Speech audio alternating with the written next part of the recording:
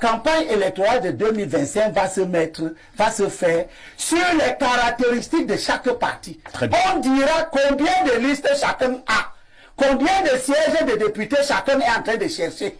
On dira combien de communes chacun est en train de chercher à gagner. Parce que quand le RDPC cherche à gagner 360 communes, tu vas voir quelqu'un qui est sur les plateaux, qui tempête du midi à matin et qui cherche à gagner 3 communes. En 1992, il y avait 3 millions de votants et que 27 ans plus tard, ou 26, en 2018, lorsque moi je suis candidat, il y avait 3 500 000 votants. Ça veut dire qu'en 27 ans, le nombre de personnes qui vont voter le jour de l'élection présidentielle a augmenté de 500 000. Alors que la population, elle, là c'est pas toute la population en âge de voter, mais la population au Cameroun.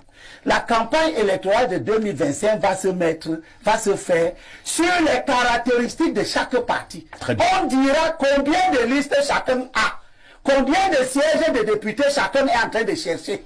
On dira combien de communes chacun est en train de chercher à gagner. Parce que quand le RDPC cherche à gagner 360 communes, tu vas voir quelqu'un qui est sur les plateaux, qui tempête du midi à matin et qui cherche à gagner 3 communes. Si tu gagnes 3 communes, ou 20, ou 30, ou 40. La deuxième thématique nous amène à parler de l'élection présidentielle au Cameroun qui aura lieu en 2025 si nous devons nous en tenir au calendrier électoral. La question pour l'heure est celle de savoir que peut l'opposition pour cette élection présidentielle de 2025. Le seul leader des partis d'opposition qui est sur cette table, c'est l'honorable président Cabral Libye. Je commence donc par lui. Cabral Libye, pour l'instant, c'est clair, c'est net qu'il y aura élection en 2025 si nous en tenons à notre constitution. Avez-vous l'impression, vous, justement, qui êtes de l'opposition et surtout président d'un parti politique, le PCRN, que vous êtes prêt? Quelque chose est en train d'être effectué pour cette élection présidentielle, vous de l'opposition? Écoutez, c'est un travail permanent, c'est un travail perpétuel. Nous, au PCRN, nous sommes nouvellement inscrits dans la conquête du pouvoir. Quand je dis nouvellement, c'est en comparaison avec certaines autres formations politiques qui sont là depuis longtemps. Nous avons été candidats en 2018, ce qui me concerne personnellement, et nous nous préparons pour 2025.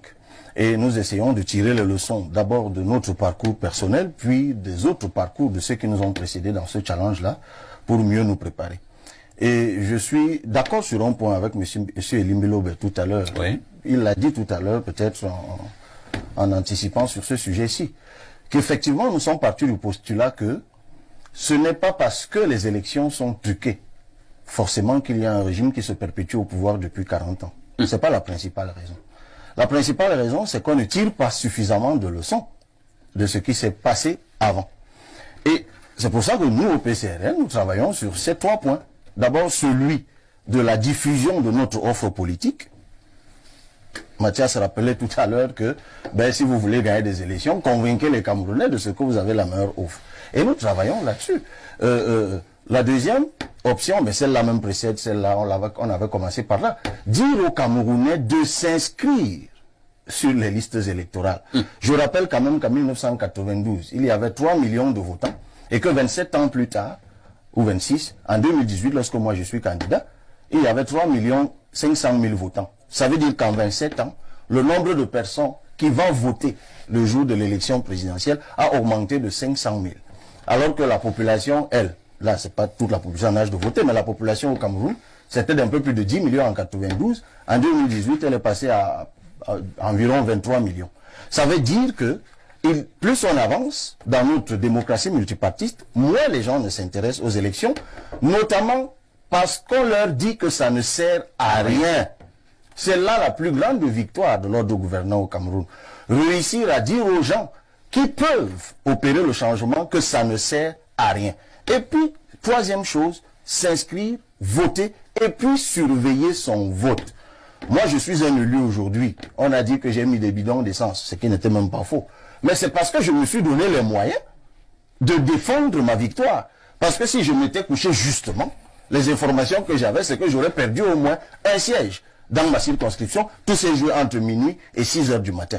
Donc, c'est à cela qu'il faut absolument travailler. Maintenant, vous dites, là, moi, je viens de vous dire ce que le PCRN fait. Tout à fait. Mais votre question, c'est, de manière qu'est-ce que l'opposition fait? Mais il y a aussi des démarches communes qui sont menées. Par exemple, le PCRN est inscrit dans une plateforme de 7 autres partis politiques qui ont travaillé à penser un code électoral alternatif, en tout cas à réviser, un code électoral révisé. Bon, c'est vrai, le jour où on devait le présenter à l'opinion publique dans un hôtel de la place, nous avons été accueillis par une escouade mixte de policiers et de gendarmes. On ne sait pas trop pourquoi. Néanmoins, cela a été présenté dans d'autres institutions, notamment les chancelleries et autres. Et puis, nous sommes en train de réfléchir maintenant. On doute que ça puisse prospérer, mais à l'introduire quand même à l'Assemblée comme proposition de loi. Ça, c'est une démarche. Il y en a d'autres qui sont envisagées. Donc, de toute façon, moi, je sortirai simplement pour cette première prise de parole sur cette question en disant, il y a dans l'opposition 2 types de démarches. Il y a la démarche de travail. Quelqu'un disait tout à l'heure que je dois me reposer, mais parce que je pense qu'il faut travailler pour y arriver. Et il y a aussi la démarche de la cigale. C'est-à-dire, il y en a aussi qui parlent. Comme qui? Donc, il faut à un moment conjuguer les deux. Parler et travailler. Et je suis bien placé pour le dire, parce que je crois que j'ai été connu par les Camerounais comme un parleur dans des émissions comme celle-ci. Et à un moment, j'ai décidé de passer à autre chose, de continuer à parler comme je suis en train de le faire maintenant, mais de joindre la parole aux actes que j'essaie de poser sur le terrain. Donc, je crois que c'est là-dessus qu'il faut travailler, parce que plus tard, il va se poser la question de coaliser. On en parlera tout à l'heure. Ok. On en parlera tout à l'heure. Professeur Mathias Eric Ouonangini, un petit tour dans l'histoire. Je pense maintenant à partir de 92, nous allons à l'élection présidentielle. Il y a une opposition forte, dirigée des mains de maître par Ni John Frondi, paix à son âme. L'opposition échoue. Nous repartons en 1997 avec toujours une opposition. Elle échoue. En 2004, on repart, l'opposition échoue. Nous sommes maintenant en 2018, si je dois aller un peu plus vite. L'opposition échoue. Où est-ce que je vais arriver? C'est pour faire comprendre que à toutes les élections présidentielles qui ont été organisées au Cameroun, l'opposition a toujours échoué. Vous êtes politologue. Cela devrait quand même vous amener à vous interroger. Qu'est-ce qui fait problème? C'est cette opposition qui n'est pas structurée, ou alors c'est le RDPC qui est vraiment un parti fort et qui a tous les atouts de gagner toujours les élections présidentielles, pour ne prendre que celle-là. Bon, s'il fallait faire un examen de la situation, la dynamique de reproduction de l'échec des groupes d'opposition renvoie certainement à des facteurs qui sont internes à ces groupes et renvoie aussi aux facteurs externes et environnementaux qui renvoient à la position du groupe qu'ils essayent de mettre en question, qui est le groupe gouvernant. Donc, l'analyse à faire, c'est de prendre donc toutes ces élections et de comprendre pourquoi à chaque fois il y a échec, tout en notant qu'évidemment le contexte politique de l'échec n'est jamais le même. 1992, c'était une situation précise. Oui. Le Cameroun rentre à nouveau dans la démocratie pluraliste. Le RDPC lui-même n'a jamais affronté la concurrence, donc lui-même tâtonne. Les formations d'opposition tâtonnent aussi, mais elles ont, dans le rapport de force de l'époque, bénéficié de la prémobilisation qui était la période des villes mortes, qui leur a permis donc de construire une convergence. Et ce n'est pas pour rien que de toutes ces élections présidentielles, celle d'octobre 92 a été la plus compétitive. Par la suite, l'opposition se désagrège. Chacun tente sa chance dans des conditions où le RDPC lui a tiré les leçons de la première confrontation et a donc consolidé sa stratégie de riposte face à la concurrence. En 2000, notamment en 97, où l'opposition est divisée, il y en a qui vont, et le gros des forces, les forces significatives ne vont pas à l'élection présidentielle parce qu'elles ne sont pas d'accord avec les règles du jeu. Boycott. Et ça donne donc l'occasion au RDPC de restaurer une position plébiscitaire. Et ça modifie complètement le rapport de force politique qui, jusqu'en 1996, était assez difficile pour le RDPC, même s'il restait en position majoritaire. Sur certaines élections, il a été clairement mis en difficulté, comme les élections municipales de janvier 96. En 2004, l'opposition tente à nouveau de construire une coalition forte, mais il y a encore une fois un échec, parce qu'ils n'arrivent pas à s'entendre sur la bonne formule. À la fois, il y a un problème de définition du leader qui doit être le chef de la coalition. Il y a un problème de définition des orientations sur lesquelles la coalition doit être fondée. Et il y a aussi un problème de prise en compte des rapports de force préalables qui font que le parti qui, du point de vue de ce rapport de force, est le mieux situé, estime qu'il n'y a pas de logique que ce ne soit pas son leader qui soit le chef de la coalition. Et, encore une fois, ça conduit à l'échec. Et cet échec, il est expressif parce que, justement, le leader du SDF, le défunt John Frundi, arrive devant le candidat de la coalition qui a été, à l'époque, Adamou Ndamdjoya. Encore une fois, l'opposition échoue. En 2011, les conditions sont différentes et l'opposition perd encore. En 2018, il y a de nouveaux acteurs qui arrivent dans le jeu. Ces acteurs-là n'ont pas suffisamment d'expérience et certains de ces nouveaux acteurs, par exemple, pas le seul. Comme celui qui est sur le plateau. Oui, il n'est pas le seul à ne pas avoir d'expérience. Et là, c'est pas un péché, ce n'est pas du tout qu'un fait. Et à ce moment, il y a un de ces leaders qui, en réalité, dès le départ, inscrit l'opposition dans une dynamique d'échec. Vous voulez parler de qui? Vous savez lequel, le leader du MRC. Ah, d'accord. Parce qu'il construit l'interaction politique de façon à rentrer d'abord en compétition, et en compétition sévère avec les autres leaders d'opposition. Et évidemment, ça... Vous pensez que c'est à partir de cet instant que l'échec a débuté? Bien sûr, mais c'était évident. Merci beaucoup. Donc, pour cette lecture. 2025... Maintenant, il faut tirer les leçons, mais peut-être la chose qui est la plus importante. Avez-vous l'impression, lorsque vous venez de nous donner cette histoire sur le plan politique, avec ces nombreux échecs et peut-être les causes des échecs de l'opposition, pour 2025, lorsque vous observez toujours cette même opposition, vous avez l'impression qu'elle a tiré les leçons du passé? Attendons de voir, on ne peut pas encore parler, ce serait prématuré maintenant de savoir si elle a tiré les leçons. Ce qu'on attend de voir, c'est effectivement comment l'opposition, dans sa diversité, se déploie, et en même temps comment elle est capable d'interagir, c'est-à-dire comment les différents leaders peuvent à la fois se situer en tant que producteurs d'une offre politique particulière et en même temps collaborer avec les autres groupes et les autres leaders. Très bien. Mais on ne chute pas, on finit. Je vous ai dit qu'un sphinx se finit, il ne chute pas.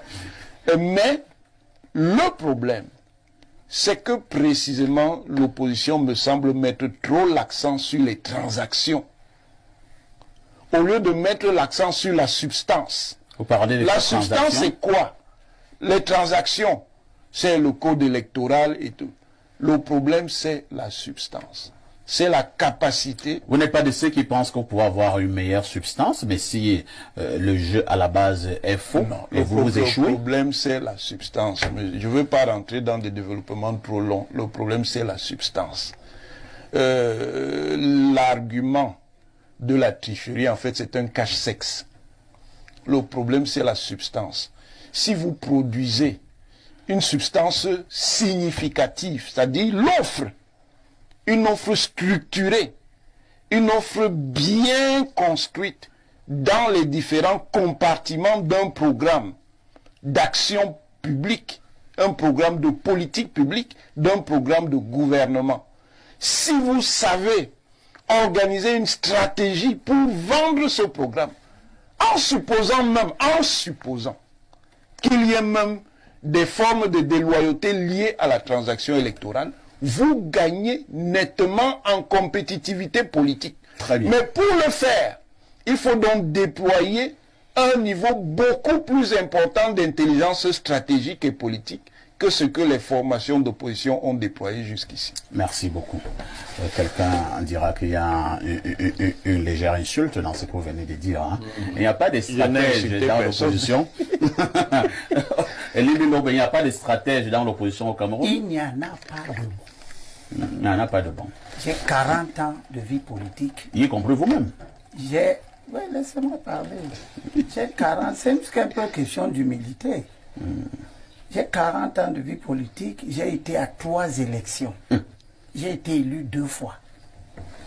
J'ai vu comment les partis politiques, et l'un des plus grands dans le SDF où j'étais, où je suis entré à la base, j'ai gravi les échelons en gagnant les élections jusqu'à arriver au sommet du parti, au comité exécutif national. J'ai vu comment on prépare les élections.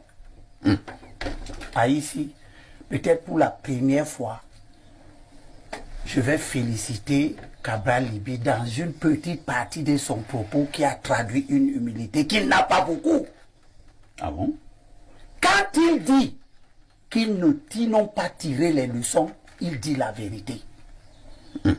Et quand il dit qu'il faut tirer les leçons, il dit la vérité la plus implacable que les partis politiques de l'opposition ne veulent pas assumer. Et c'est la plus grande faiblesse. Les élections se déroulent, on a un narratif bien arrangé au départ, c'est qu'on a triché, personne ne vous dit aux élections que il y avait là en 2018, là en 2018, il y avait 26 260 bureaux de vote au Cameroun. Il faut savoir que chaque bureau de vote a au maximum 500 personnes. Et que tous ceux qui tempêtent à croire que si aux 6 600 000 inscrits en 2018, on ajoute 2 millions d'inscrits, c'est ça qui nous fait gagner. C'est ce type de raisonnement à l'emporte-pièce qui montre que nous n'avons pas de stratégie. Si vous passez le corps électoral à 8 000 inscrits, divisé par 500 pour voir au minimum combien de bureaux de vote vous aurez. Nous avions 26 260. Aucun parti politique ne vous dit sur les 26 260 là, j'ai couvert tant. En 2013, à l'avant-dernière élection présidentielle, c'était en 2011. Le SDF qui avait couvert le plus grand nombre de partis, il y avait 24 000 bureaux de vote. Le SDF en avait couvert 11%. Pardon, pas 11%, 11 000 bureaux de vote. Regardez le nombre de bureaux de vote où nous étions absents. Nous qui nous plaignons a priori de la fraude électorale potentielle. Qu'est-ce que ce discours que je tiens veut dire? Il veut dire que quand les élections passent, personne, ni en coalition, ni individuellement, personne ne s'assoit pour analyser les causes objectives de nos échecs. On ne le fait pas ici. Chacun explique comment on a fraudé. C'est pour ça que personne ne vous dit. Les dernières élections législatives et municipales, moi, j'ai fait cette étude en 2018, que j'ai d'ailleurs intitulée « L'opposition camerounaise, réalité des échecs à répétition ». Quelle perspective pour 2018? Étude des caractéristiques intrinsèques des partis politiques de l'opposition. Parce que les partis ont des caractéristiques. Est-ce que vous savez, par exemple, que sur les 360 communes qu'il y a au Cameroun, 115 communes, il n'y avait aucun candidat de l'opposition dans 115 communes. Les 115 communes-là représentaient 3000 et poussières de sièges de conseillers municipaux sur les 2626 qu'il y a au Cameroun, que le RDPC avait déjà engrangé avant qu'on ne siffle le début de la campagne électorale. Ça traduit les caractéristiques intrinsèque de faiblesse, faiblesse dans la couverture de l'espace électoral. Est-ce que vous savez que sur les 85 sièges pardon, les 85 circonscriptions qu'il y avait en 2020 aux élections législatives, là, il y a 85 circonscriptions. On va chuter les Libello, oui. Oui. Est-ce que vous savez que il y a 17 circonscriptions où aucun parti de l'opposition n'a présenté de candidat? Alors, Et que les 17 circonscriptions... Attendez, je termine, s'il te plaît, oui. tu vas poser ta question. Et tu sais combien les 17 circonscriptions où nous sommes absents, tous partis confondus, y compris ceux de la majorité, qui sont liés au RDPC. On est absent dans 17 circonscriptions sur 85. Tu sais combien de sièges à l'Assemblée nationale les 17 circonscriptions représentent? 36. C'est-à-dire qu'avant de commencer, le RDPC, parce que nous sommes incapables de couvrir toutes les circonscriptions,